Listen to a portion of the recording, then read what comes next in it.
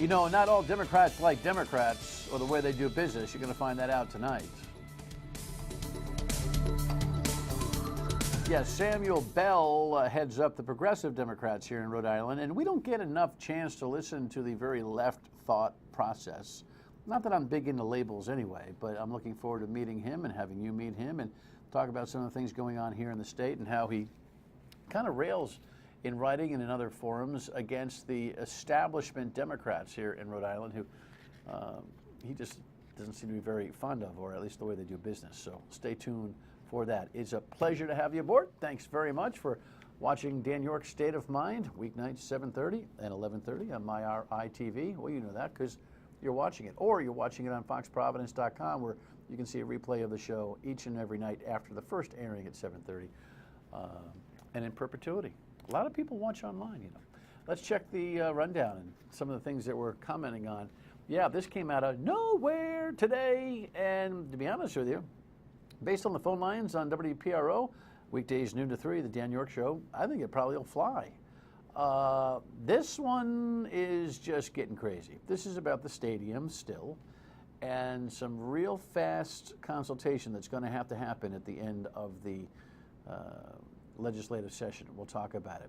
If you'd like to say something about the pension deal, all 60,000 of you, you can, you know. I'll tell you about the deadline. And it's just going to get worse and worse and worse. It's going to be 4 weeks of pure agony at the federal courthouse in Boston. Your state of mind is important to us. We'd like to hear what you have to think, and so we'll check in with you on that. Let's dig in and see what we have here this evening. Twin River Tiverton? I don't know. On Twin River 2?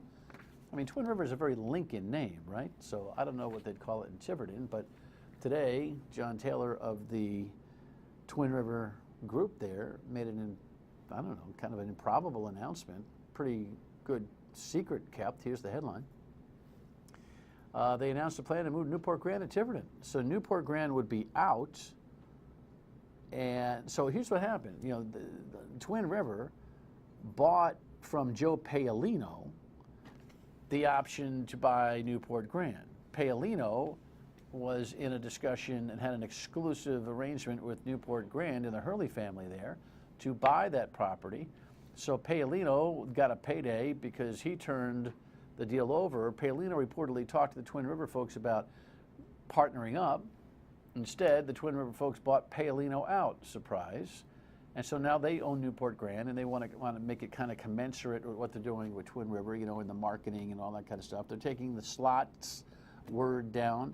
But I think without the table games, Newport's voters won't allow it. I think they're crying uncle, clearly, because they've optioned land in Tiverton. Here's a map. We have the map.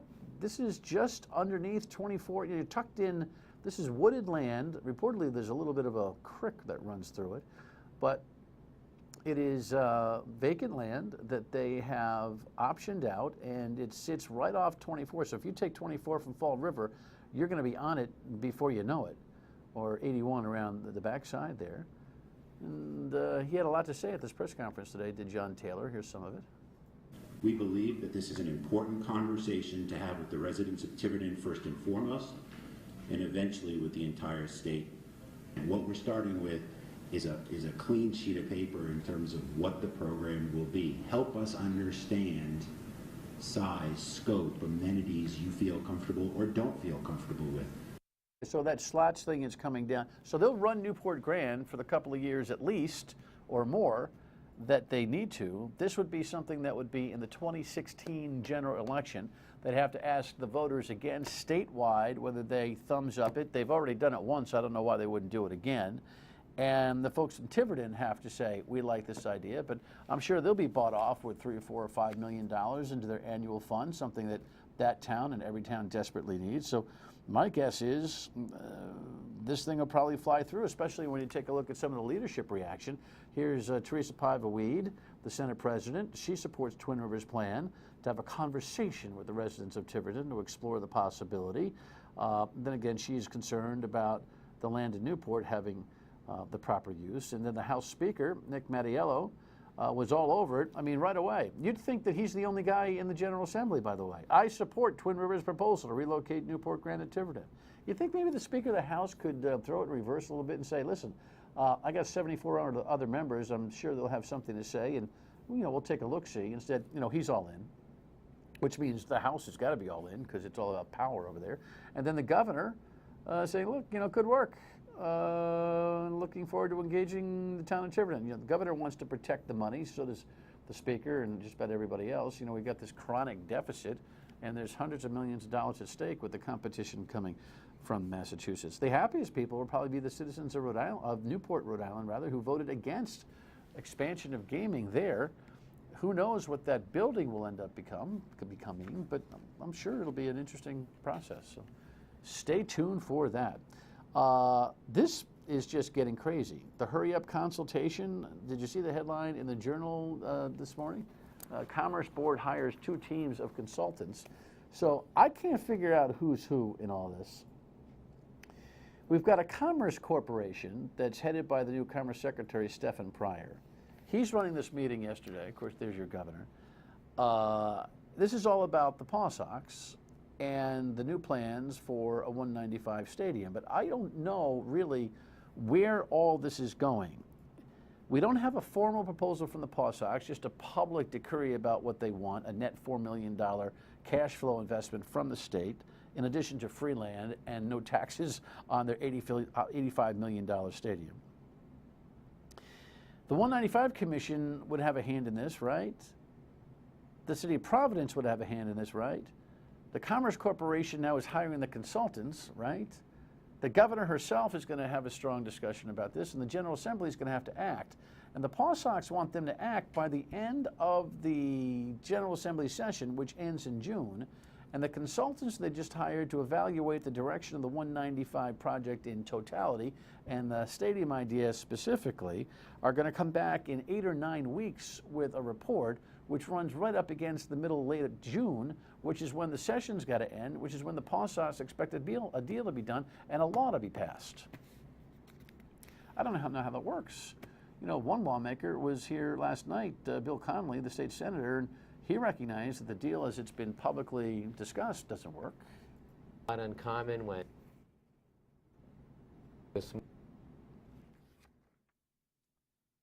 Well, Mr. Connolly more or less expressed what I've expressed, which is that the deal is a little bit one side tilted toward the Paw Sox and it doesn't work. And, sorry you didn't get to see that, but I can tell you what he said. That's what he said. So we'll see. I have no idea where the legislature is going to be on this. Could we have another one of those at midnight, late night, in the middle of the night, last minute decisions on something that's, a 30-year project? Oh, sure. We do that a lot around here. 60,000 to testify? I doubt it, but all are invited. The headline today kind of cracked me up. 60,000 invited to weigh in at a hearing. In my dreams, all 60,000 people who are affected by the new pension deal would actually advise the court by May 15th that they would like to say something to the judge. There's Judge Sarah Taft Carter, who's navigated this stealth pension deal, this gag order pension deal all the way through the courts. Now it's public. Now it'll go to the General Assembly for its rubber stamp, most likely. But before it gets there, you have a right, if you receive a pension and you've been affected by this deal, and most of you have, to say what you have to say to the judge. Take a number, 60,000. Wouldn't that be fun? That might slow the process down a little bit. Death penalty phase is underway. Speaking of slowing down the process, the headlines continue to come. Outcome uncertain. Yeah, I don't know. Here's the latest background on where the case is right now. Inside the federal courthouse in Boston, the same jury that found Dzhokhar Tsarnaev guilty on all 30 charges stemming from the 2013 Boston Marathon bombing will reconvene for Phase 2, determining his punishment. The prosecution is expected to focus on the victims. I was affected by the marathon bombing, so I'm definitely looking forward to hearing the sentence. People like Sarah Heverly from Attleboro, who returned to the bombing site for the first time on Monday to, as she put it, feel at peace with everything. The prosecution still seeks the death penalty, considering Dzhokhar to be an equal partner in the attack. The pleas from victims, however, for Tsarnaev to be sentenced to life in prison may never reach the ears of the jury. Right. So they're not reading the Boston Globe request from the Martin family to please stop this. Yesterday was jury instruction. Today will be testimony for day after day after day, just loading up, doubling down on the pain and the anguish, trying to get all the jurors together to say, this guy's got to die. Not likely. And a lot of psychological, emotional investment from the victims and their families. Your state of mind is important to us. 228-1886 is the number. You can leave us a voicemail. Email me at stateofmind@myritv.com. Facebook post, tweet. Here's a funny tweet. In reaction to the real reason that Senator Connolly was here yesterday to talk about the Quahog Cup. This person asked, what about the Calamari Cup for the female teams? Yeah, the Quahog Cup would be PC, URI, Bryant, Brown, all playing basketball together, you know, on an annual basis, kind of a holiday or preseason tournament. And there's a Senate resolution that's being drawn up to ask same. This person asks, what about the female version? And while I support women's sports in totality, big fan of Title IX and all that, you see that there aren't enough fans to make that thing work. Not yet, anyway. What can I tell you? All right, when we come back, the progressive point of view on all things Rhode Island. Stay with us.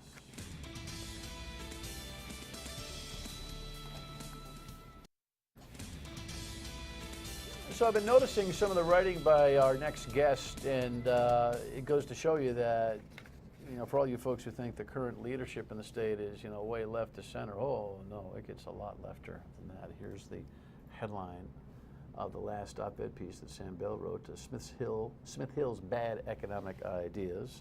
A geologist, grad student at Brown University, and now antagonist to the, what, conservative Democrats here in the state, or the establishment, or conservative, or which way do I put it? The establishment is conservative in Rhode Island. Gotcha. Welcome to the show. Nice to see you. Thank you so much for Thanks inviting coming. me on. Tell everybody a little bit about yourself before we get into it. Sure. So I'm the state coordinator of the Rhode Island Progressive Democrats. We're a group of Democrats who'd like to see the Rhode Island Democratic Party look a little bit more like the National Democratic Party and stand up for the core principles of the Democratic Party. In Rhode Island, Which are? we're talking about really very basic issues. You know, if you look at the House Speaker, Nick Mattiello, he has an A+ rating from the NRA. He got thousands of dollars of illegal campaign contributions from them. He's endorsed by Right to Life. Wait a second. Illegal campaign contributions from the NRA. Did I miss that story? So one of the things we did is we investigated the NRA's campaign finance operations in Rhode Island, and we discovered that they were illegally funneling national money to state politicians by laundering it through a shell pack. And we put in a complaint to the Board of Elections, and the Board of Elections fined them $63,000, which was the second largest campaign finance penalty they'd assessed. Fined the NRA? History. The NRA. Not the recipients. No, not the recipients. Okay. But the cash came in illegally. So, and House Speaker is also endorsed by Right to Life and anti-choice. And on economic policy, the Rhode Island machine has taken a very conservative direction.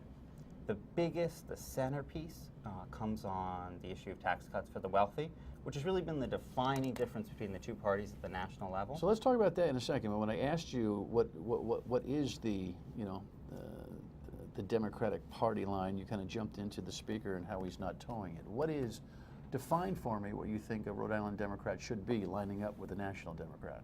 So we want Democrats that stand for the same basic principles that divide the two parties at the national level. We want pro-choice Democrats. We want Democrats who stand for very basic common sense gun safety reforms.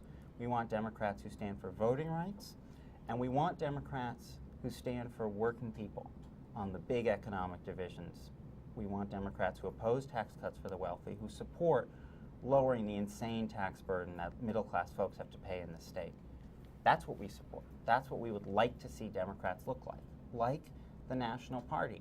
We don't want Democrats who, on all the core issues that divide the two parties, really stand with the Republicans. That's what we'd like to see changed in Rhode Island. Interesting. So highlight for me examples of that here in the state. The biggest example is the tax cuts for the rich. Okay, let's talk about that. So from 2006 to 2010, the machine under Bill Murphy, the former speaker, currently a top lobbyist and a very close ally of current speaker Nick Mattiello. Bill Murphy pushed through a cut in the top income tax rate for the wealthy of 3.91 points. And since they did that, no state, not even any of these far-right Tea Party governments, has pushed through a cut that big. It's really on the far-right fringe of what counts for tax policy. You know, when you see in other states where very conservative leaders propose tax cuts of that scale, you see Republicans balking. We saw this in Kansas, where the tax cut that they pushed through wasn't even as big as the Rhode Island tax cut. And you saw so many moderate Republicans rebel that the incumbent Republican governor almost lost in the middle of a red wave year. You saw in Alaska an incumbent Republican governor lost because his tax cuts were so extreme that even Sarah Palin thought it was too bad. So I'm trying to figure out what bothers you most, the ideas or where everything lays on a party spectrum. It's the damage it does to the state economy. That's Well, the most what has the upper income tax break done to damage the Rhode Island economy? So we've been in this culture of austerity in Rhode Island ever since we passed the tax cuts for the rich. We've cut so many state jobs that last year there was a study that showed that we had the second fewest per capita public sector employees in the country. We used to have quite a lot of public sector employees, and the number of government jobs that have been cut has been devastating. We've been squeezing cities and towns. We've had to close schools. We've had to slash police forces. It's been devastating. And all that comes from not wanting to repeal these tax cuts for the wealthy and give back some money that we can Well, spend on jobs. you're not suggesting the upper income tax break to 5.99 is responsible for all these things that you're talking about. Well, it's responsible for not having the money to spend on jobs.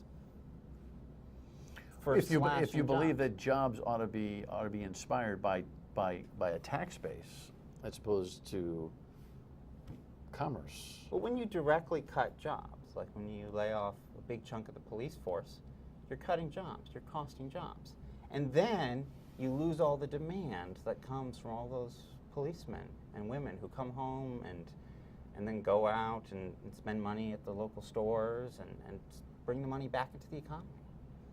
So the damage goes beyond the actual jobs you cut, but So- cutting those jobs is very painful. So when I suggest that we should be more competitive on a tax basis overall, that we should be a notch under our neighbors on every potential tax that's out there, you would think that that's a bad idea. Well, Our sales tax is too much, it makes us uncompetitive.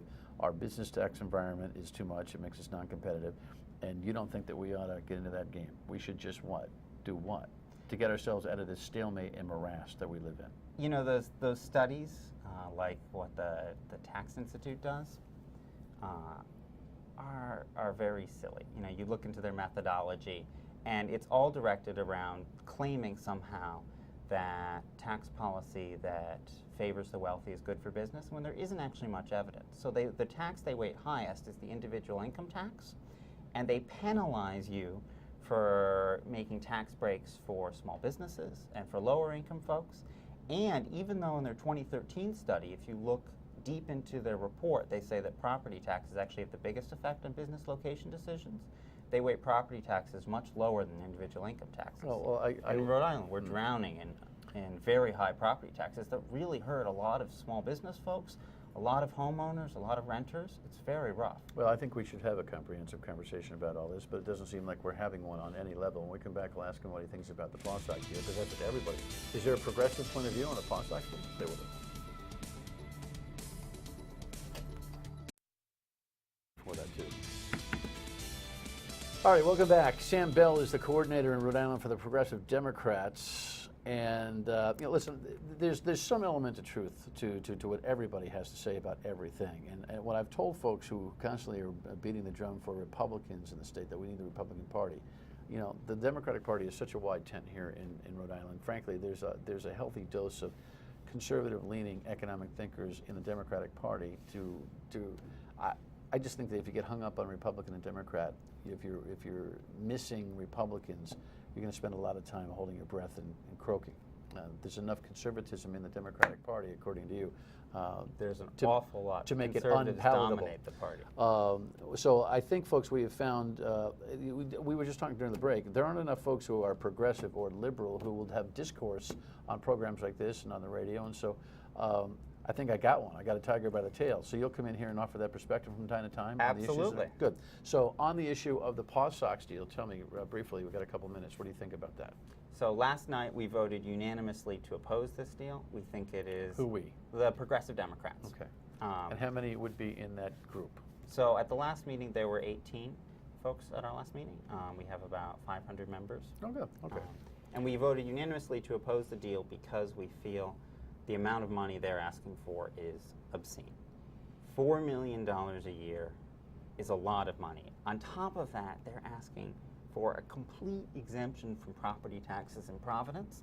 And because the state is underfunded Providence so much that the property taxes have to be very high, that's a huge ask on top of that. So we're asking for an enormous subsidy. And what we're really afraid is that this is going to set the bar so low. Whenever any powerful corporate interest comes asking for cash from the state, they're going to be able to say, look at how much you gave the stadium.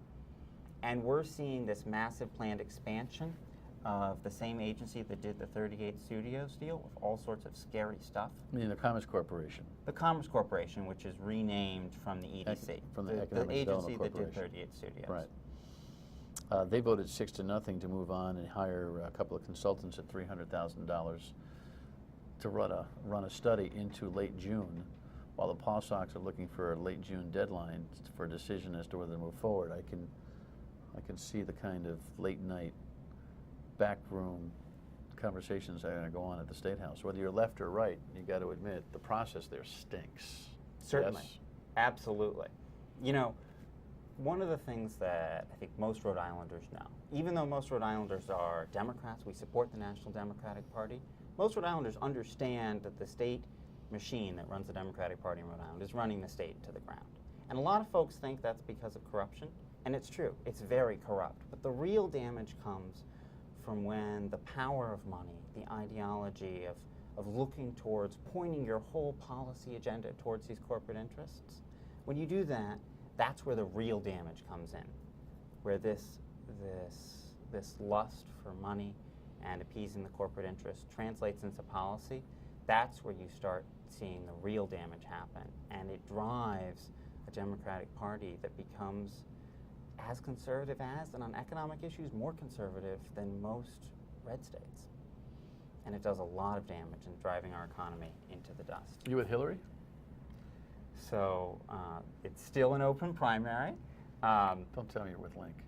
No, certainly don't not. tell me You you're know, with Link. Chafee, I'm glad that Chafee is making an issue out of the Iraq War vote. You know, I think that's something I very strongly disagree with Clinton on.